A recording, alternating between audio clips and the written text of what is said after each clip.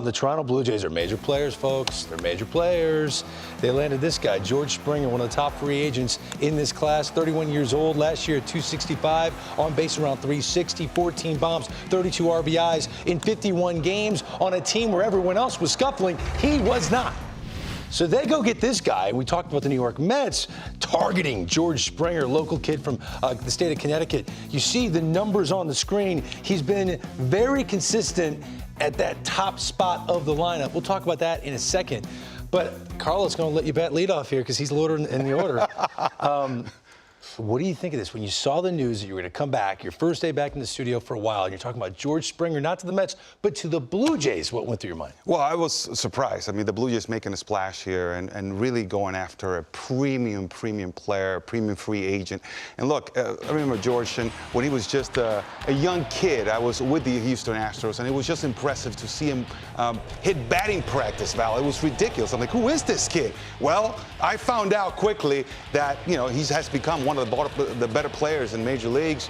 Look, when you look at the fact that, you know, 63 postseason games, and the Blue Jays total 63 postseason games in their history. How about that? 44 home runs over the last 162 games, but what he has done over his career has pretty much solidified everything I thought of him when I first saw him. This is going to be a great place for him. What does this mean for the Toronto Blue Jays?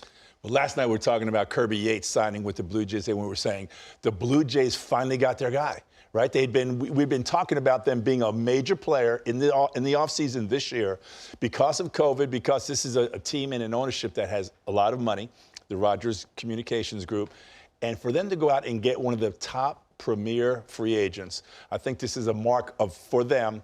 Mark Shapiro just signed a 5-year deal. He wants to win, and for him to go out there and get Yates last night and George Springer today, this is a huge accomplishment for this team, for this franchise. They haven't been to the World Series since, what, early 90s? Yeah. They want to get back, and Springer is that first piece. Do we like the lineup? Do we like this lineup? Because, look. I don't hate it.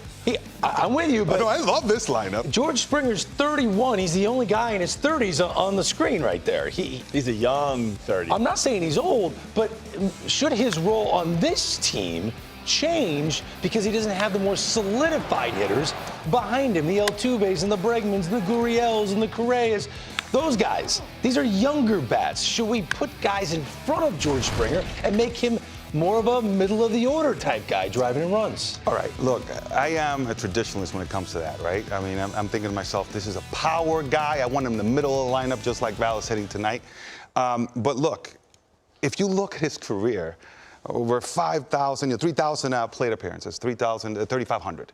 77% of those have been in the leadoff spot. So his career, most of it, has been from that spot. So that's one of the things that I'm a little reluctant as far as making the move and making him hit in the middle of the lineup. Is that a big deal? Honestly, is that a big deal, you guys? Players, believe it or not, we like to be comfortable. I mean, you know you've had success in one position. It's like, let's have some continue to just hit leadoff if it works for me, right? Even though the Blue Jays did pretty well. They were at the top of the league as far as on-base percentage among the league's best. So they don't need him in the first spot, you know, to get on base. They need him to drive in runs. But over 75% of his at-bats have come from the leadoff spot in his career. How about that? I'm thinking Biggio. I'm thinking then Bichette. Then I probably would put Springer, Guerrero, and then work my way down from there. You know, you're talking about comfort. I was really always comfortable hitting eighth. You know, just put me down there and make sure I'm behind the plate. But for me, George Springer, you're signing this guy. Carlos, you talked about all of those numbers as a leadoff spot. I don't move him. I put him right there. He is a difference maker. He's a catalyst. We've seen what he can do in that role with the Astros. First year, yes. And then from there, it's a 6-year deal. I don't see him batting leadoff, you know, maybe year 5 or 6, but I put him right in that spot where he's comfortable because I want that same production from George Springer in that leadoff spot. I can play with the other guys there. Maybe Biggio goes a little bit further down, so he is on base. He had a 375 on base percentage he's good at it. Last year in that leadoff spot. But what if he bats 9th? So he's a table setter for Springer.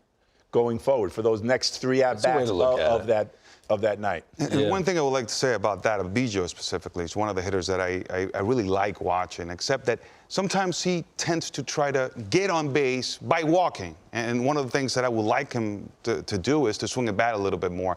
So I see Springer hitting at the top of the lineup, helping Biggio in a way, because it sends him a little bit lower, and then there he can say, hey, man, let's be a little bit more aggressive. Yeah. Instead of trying to walk, let me hit, and because I hit, I end up walking.